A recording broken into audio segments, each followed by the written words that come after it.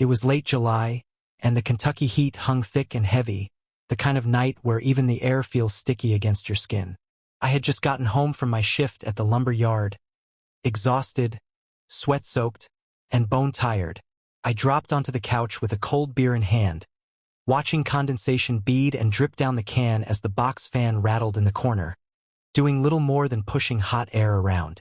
Upstairs, Rachel was putting our 6-year-old daughter, Hannah, to bed. The sound of her reading softly drifted down the stairs, and for a moment, everything felt peaceful, ordinary, safe. It's funny how disaster doesn't announce itself. There's no warning, no moment to prepare. One second you're living in routine, the next you're watching your whole life collapse in flames. The smoke alarm went off with a sharp shriek that made me jump. At first, I thought maybe it was a low battery or some toast Hannah had burned earlier. I got halfway up when I heard Rachel scream my name, and in that instant, my heart slammed into my throat. I sprinted up the stairs, 2 at a time. The hallway was already filled with black smoke, so thick I could barely see. The acrid burn of melting plastic and wood filled my lungs, making me cough and gag. Rachel stood in Hannah's doorway, holding her tight, eyes wide with panic. "The kitchen," she managed to cough out. I didn't stop to look. I grabbed Hannah, pressed her little face into my shirt, and told Rachel to follow close. My lungs screamed as I dragged them down the stairs. The smoke wrapped around us, choking, suffocating, making every breath feel like fire in my chest. When we reached the living room, the flames were already everywhere. The curtains had gone up like paper, the sofa was glowing, and the walls seemed alive with orange light. The heat was unbearable, like standing too close to a bonfire but multiplied by 10. We burst through the front door barefoot into the humid night, just as the windows behind us shattered from the heat, sending sparks and glass flying outward. The sound was deafening, like the world itself was breaking apart. Neighbors ran over, someone shouted that they called 911, and Rachel collapsed on the grass coughing, while I clutched Hannah, who cried into my chest. We stood there helpless, watching as flames consumed everything we had ever built. The fire truck sirens wailed in the distance, but I already knew. By the time they got here, it would all be gone. People told us later, "Thank God you got out alive," and I nodded because that's what you're supposed to do. But standing barefoot in the grass, the smell of smoke on my skin, watching our life burn to ash, I didn't feel thankful. I felt empty, because everything that made us who we were was inside that house, and now it was gone. By the time the firefighters left, all that remained of our home was a charred skeleton. Black beams jutted up into the dawn sky like broken ribs. The smell of smoke clung to everything. Our hair, our clothes, our skin. It was inescapable, like a permanent scar on the air. They told us it had started in the kitchen, faulty wiring. Preventable, they said, if we'd fixed the electrical system. But we hadn't had the money. We'd been warned, sure, but warnings don't pay bills. We gambled with hope and lost. The next morning, I walked barefoot through the wreckage, ignoring the sting of glass and nails under my feet. I picked up what was left of our wedding photo. The glass melted into warped shapes, our faces burned beyond recognition. Hannah's tricycle lay twisted and blackened, its red paint scorched away. The sight of it broke something inside me. Rachel sat on the curb with Hannah in her lap, rocking her back and forth. Hannah clutched the only thing we'd managed to salvage, a doll with half its face melted.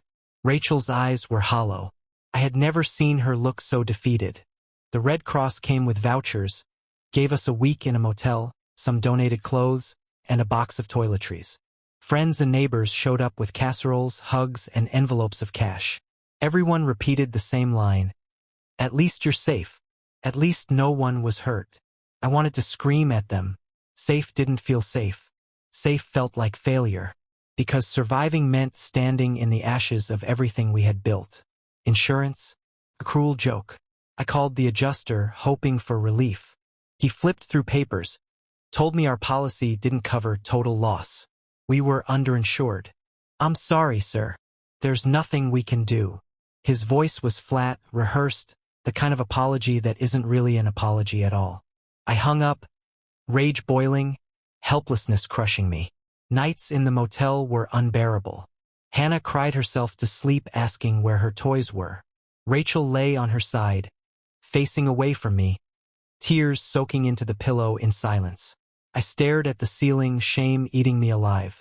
I told myself it was just walls, just stuff. But deep down, I knew it wasn't. It was identity, security, belonging. And it was gone. One night, I slipped outside and sat on the motel steps. The neon light buzzed overhead, the sound of traffic in the distance. I thought about how fragile it all was, how a spark could erase a lifetime. And I thought about how I had failed my family by not protecting them from it.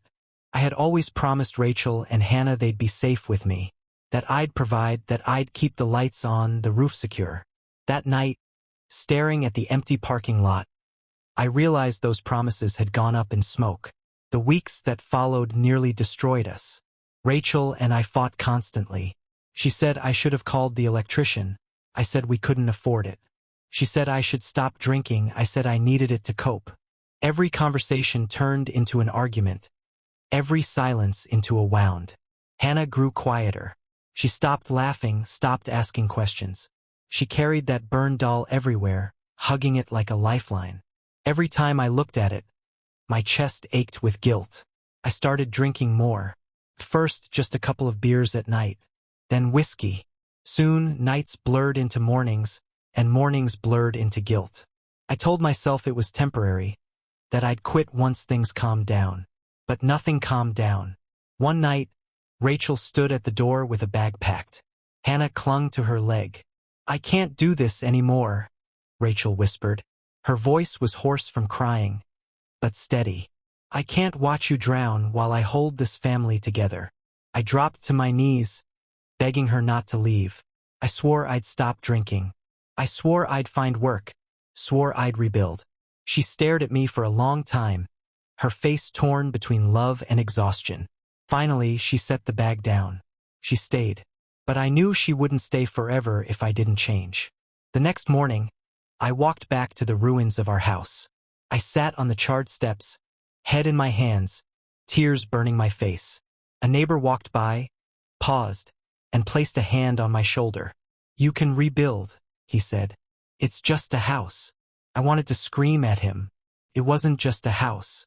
It was where we became a family, where Hannah took her first steps, where Rachel and I dreamed of growing old. It wasn't just a house, it was us, and it was gone. But sitting there, I realized something. As much as I wanted to scream, as much as I wanted to quit, Rachel and Hannah were still alive. They were still here, and maybe that was worth fighting for. Maybe that was enough. Rebuilding wasn't neat. It wasn't fast.